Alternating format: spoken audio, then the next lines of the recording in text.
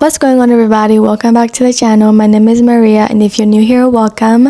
On this channel we talk about the faith, psychology, healing, emotional wellness, and if you're old and returning, welcome back. As you can see by the title of this video, it's going to be very interesting. I thought that I would do this video for context reasons, for where my channel is going, for the things that I know about the faith, and for my own personal storytelling. I've been through a lot, I've seen a lot, and part of the reason why I'm so connected to God is because of the things I have seen, is because of the things I've been through. And one of those things is actually witchcraft. For privacy reasons, obviously, I'm not going to name any names, but I do want to preface that this is my own personal story and it needs to get out there because we need to talk about this as an African community, okay? So if you have not seen any of my videos, I am African, and African witchcraft is actually insane. It's actually crazy, okay? It is something that a lot of Africans know exists. Some of them might even be, actually, a lot of them are involved in it, but it just doesn't, like, you grow up and then it's something you just forget about. Me personally, it actually did affect my life unknowingly. I did grow up in a Catholic household, in a very prayerful household, so I was not really even, aware that witchcraft could affect you when you were serving God. And that was like a really new reality for me. And unfortunately, I did grow up around people. I did have family members who did do witchcraft.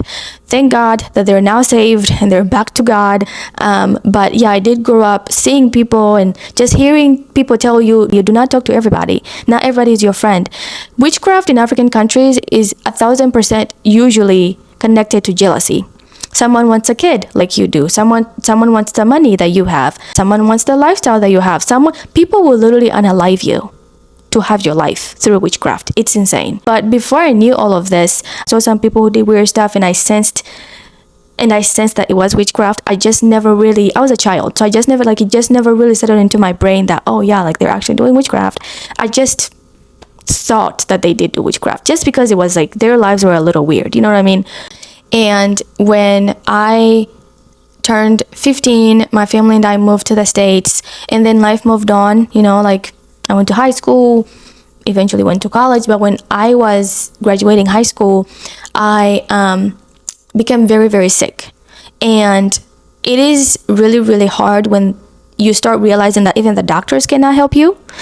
It got to that point. It got to a point where I hated my body. I could not eat. I could not walk eventually by myself. Like I literally was being held up, or I was like walking like this. I could not walk straight. It got to a point where I could not talk. And every time I talked, I felt like something was here choking me. Like I could not get my words out. I was always spitting. It was just all weird symptoms, And it was like that for about 4 to 7 months. I think it was a pretty long time. And for the entire time when it started, it was 2020 COVID, and I did not have COVID. So I was like, what is going on? It started during the pandemic, and it started as a really sharp pain. Like I literally was, I think, filming a video back then when I had a platform, I guess, a different platform that was not Jesus-like. Nothing sexual or anything like that, but it definitely was not Jesus-like. I was filming a video, and this sharp pain just gutted me, and it was so bad that I kind of screamed a little bit. I was like, oh my gosh, like it's killing me. And then my brother was in the house. I told him what's happening. I took a few painkillers, Tylenol. It did not help. Like it helped a little, but it did not help long term. And then I went to the hospital the next day or 2 days later, and the nurse was like, I think it's like ulcers. I think she just has like a stomach bug. You guys should not definitely be here. It was COVID. So like no one was trying to have you in the hospital unless you were literally dying. And this was in the deep south, mind you. So the next day, I took the medication they gave me. It did not work. It just kept getting worse. The pain just kept getting worse in my stomach. Eventually, I started vomiting and puking things I would eat. Eventually, my appetite completely non-existent. I did not want to eat anything, and everything I ate anyway just came back out. And because of that, I lost so much weight. I will maybe find some pictures, but I lost so much weight to the point where I could not recognize myself. I dissociated a lot in that process. When it finally hit me that I'm probably dying, it was about 3 months later. I was just getting worse. All the medication I got up to this point was not working. And mind you, we did not have a lot of money. So all the money we had in insurance and all these things was being spent in treatments and, being in the hospital, going to the ER, being in pain. The only thing that could help with my pain was morphine. Yeah. Like morphine was the only thing that was helping me. Morphine shots on top of that. Yeah, the pain was so bad. It was in my stomach, it was in my back, I could not walk, everything was just so painful. And after a while, obviously this was COVID, I was graduating high school, we had to move out of the house because, you know, my brother and I had to go to college. And it got to a point where even my dad was like, I don't know if you're gonna go to college, like, you are sick. And it dawned on me, my dreams, like me going to college, might not even happen because I'm not getting any better. All this money is being spent and we don't have any money anymore. Having to rely on family members for literal survival, it was bad. It was bad. And once it got to like 4 months, 5 months, I had to literally be like, okay, I am dying. And if I die, I have a straight ticket to hell. Quite literally, because again, at this point I was in high school, I had not been to church in a while, I had not gone to confession in a while, I had not lived like a very, very, very sinful lifestyle, but like I was not communing with God. It just was not happening. I was not praying, I was not doing anything.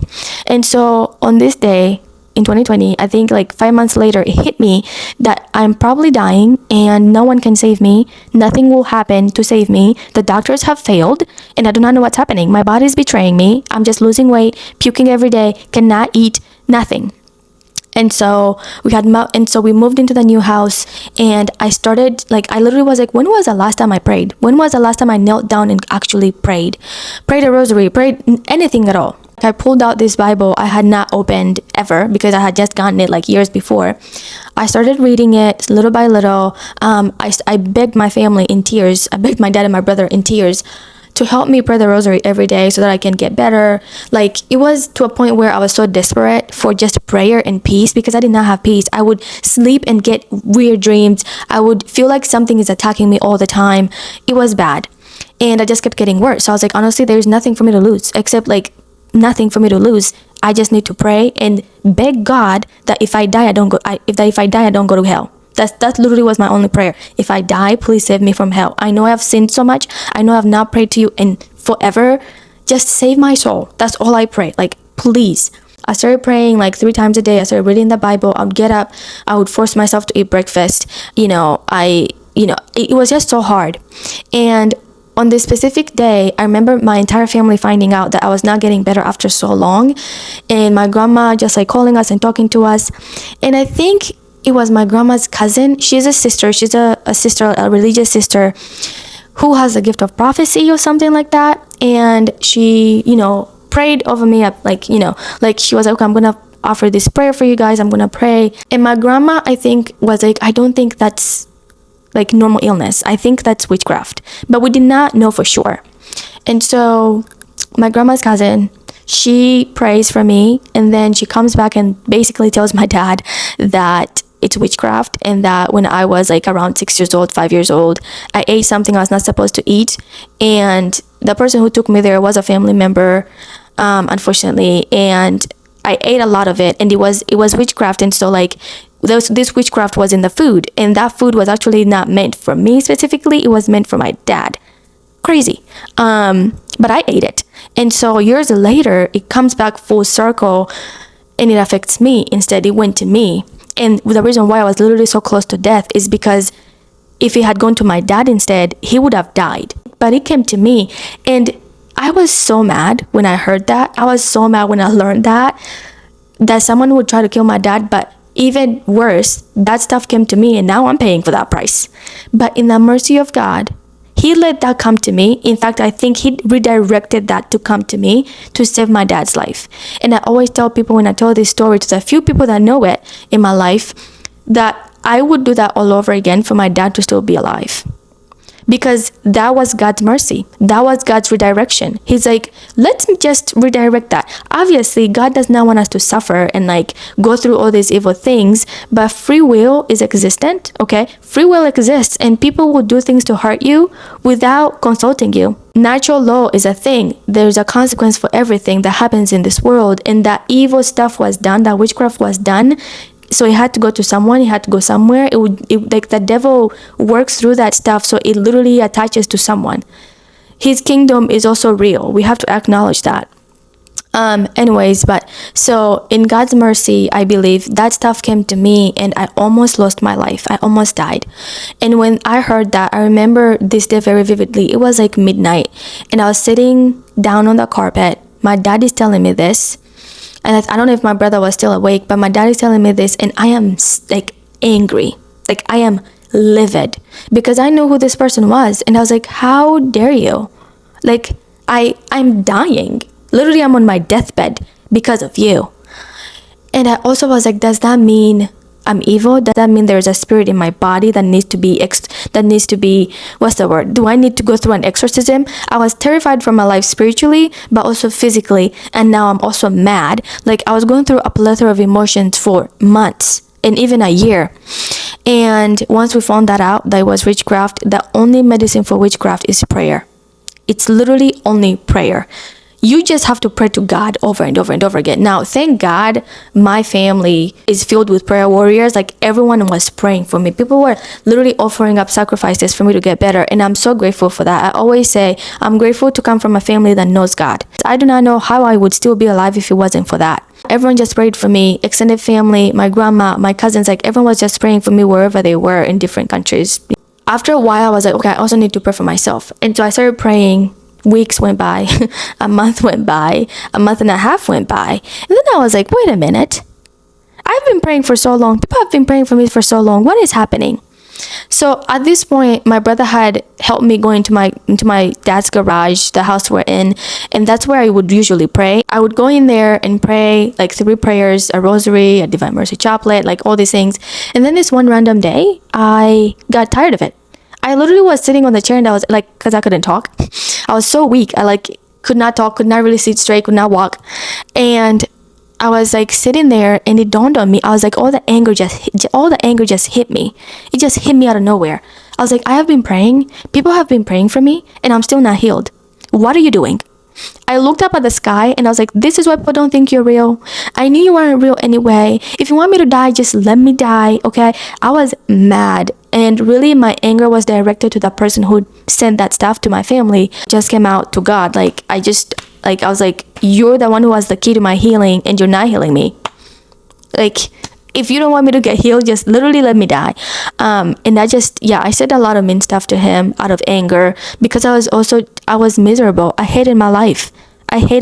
Not to mention, that was the same year that I literally I was going through a lot of hard stuff during that year, 2020 and 2021. And again, if you watched my other video about just like my sexual trauma and sexual abuse, you would understand why.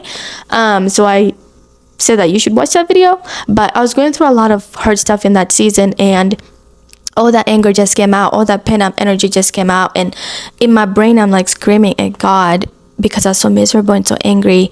And I just like start puking. I start coughing so much. Like when you cough and there's tears in your eyes coming out, you feel like someone's literally choking you.